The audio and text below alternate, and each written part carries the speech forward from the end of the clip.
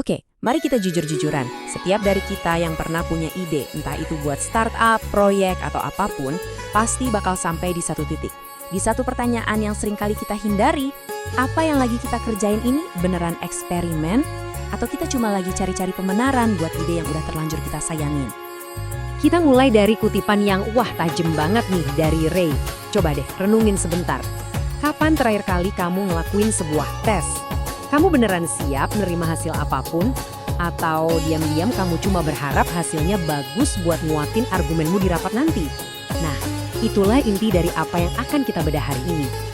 Sekarang, kita masuk ke babak pertama, arena validasi. Tempat di mana banyak ide konon katanya diuji. Tapi hati-hati, jangan-jangan tempat itu cuma panggung ilusi yang megah. Kamu tahu kan perasaan itu? Pas sebuah ide muncul di kepala dan rasanya tuh sempurna banget, jelas banget. Seolah-olah kita udah ngintip masa depan dan ide ini jawabannya. Energi kita lagi di puncak, keyakinan kita 100%. Tentunya, langkah berikutnya ya diuji.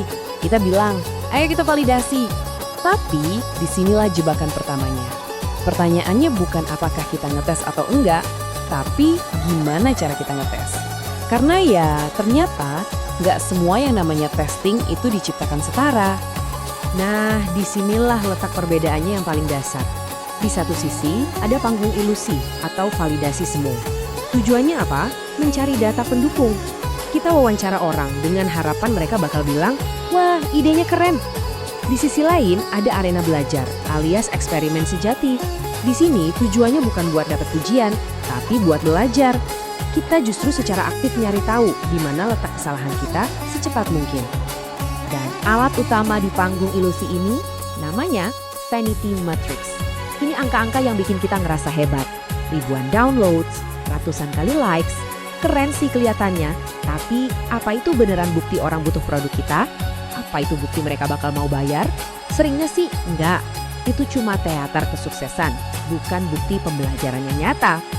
Poin ini krusial banget. Kenapa?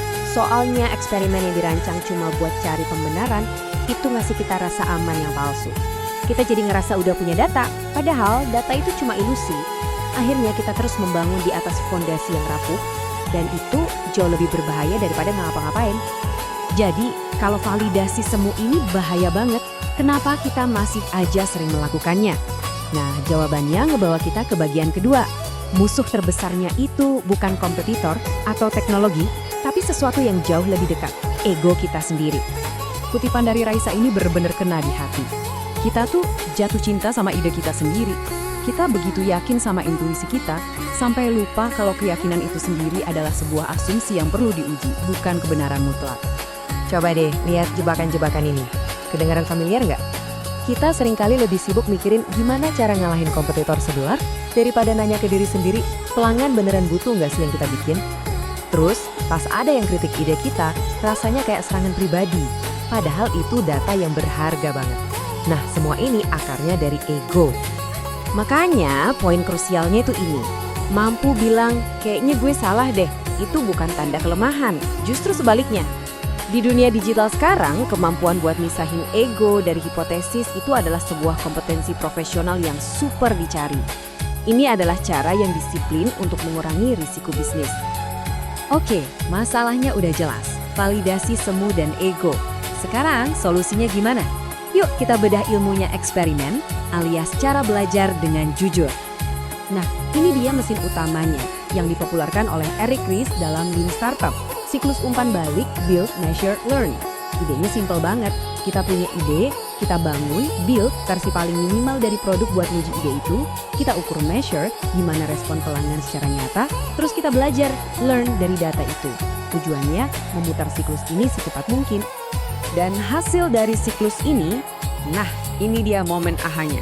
Bukan sekedar belajar, tapi validated learning atau pembelajaran yang tervalidasi. Ini bukan cerita bagus buat nutupin kegagalan ya. Ini adalah bukti nyata dan terukur bahwa kita udah nemuin sesuatu yang berharga. Inilah obat penawar dari masalah fatal, ngejalanin rencana brilian yang ternyata nggak menuju kemana-mana. Tapi, apa yang kita uji? Semuanya? Wah, ya enggak.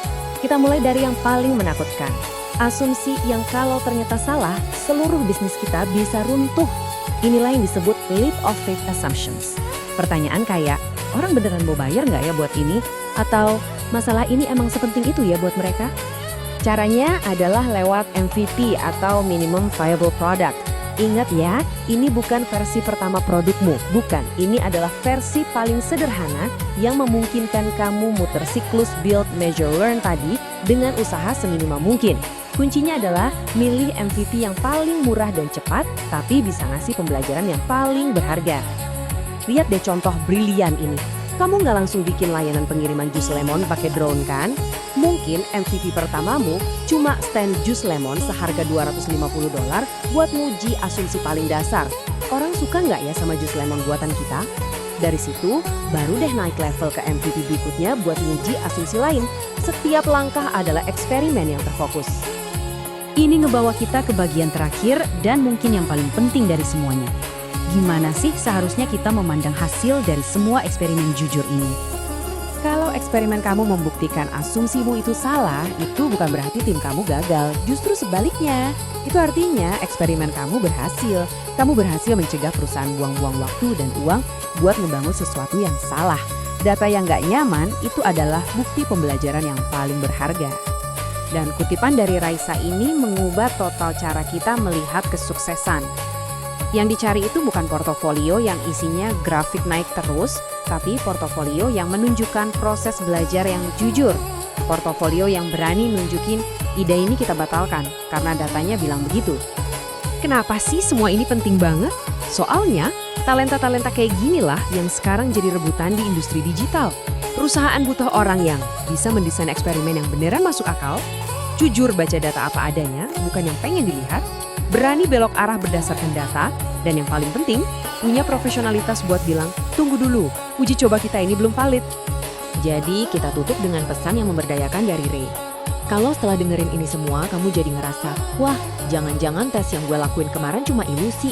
Jangan kecil hati, itu bukan kegagalan. Kesadaran itu sendiri adalah sebuah kemajuan. Kamu baru saja naik level. Sekarang, saya tinggalin kamu dengan satu pertanyaan buat proyekmu berikutnya. Coba pikirin, apa satu asumsi paling berisiko yang kalau ternyata salah bisa meruntuhkan segalanya? Dan gimana caramu akan mengujinya dengan jujur minggu ini?